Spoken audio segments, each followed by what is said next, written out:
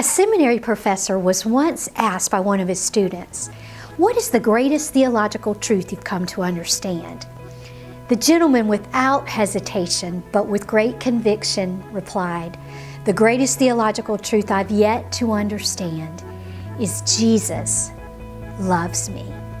You see, the professor understood that knowing Jesus loves me in my head is very, very different than in my heart.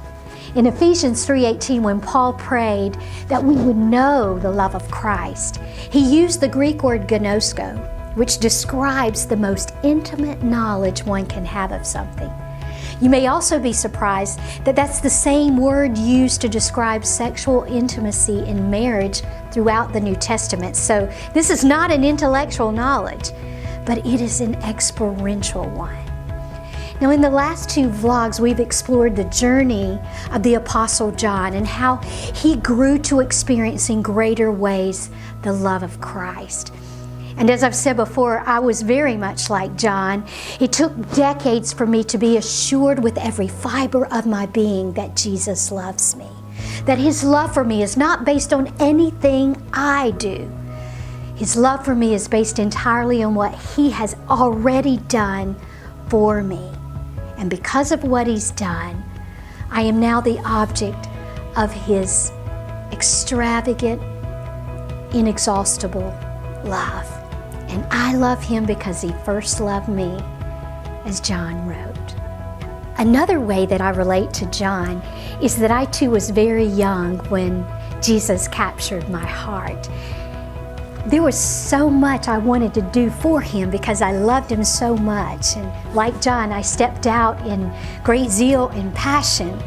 But I must admit, I also stepped out in prideful ambition, tremendous insecurity, and brokenness. I found myself desperately striving to achieve more and more for Him because I believed the enemy's lie that the more I achieved for Him, the more love and acceptance I would receive from Him. And many of you know that my perfectionism ultimately resulted in a 6-year life-threatening battle with an eating disorder. And it has taken me years to ultimately be free from all that led me there.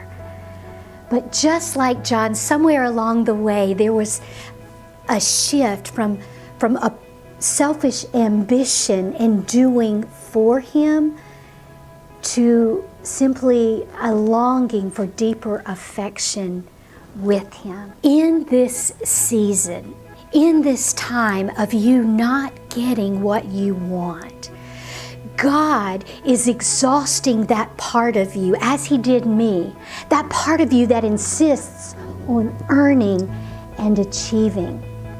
He wants to relieve you by His grace. He wants you to cease striving and intimately know that He is God. May you, as I, learn to cry out as Paul did in Philippians 3:10. God, I want to know You. I want to experience You. I want to, as the Amplified Version says, I want to become more deeply and intimately acquainted with You, perceiving and recognizing and understanding the wonders of Your person more strongly and clearly.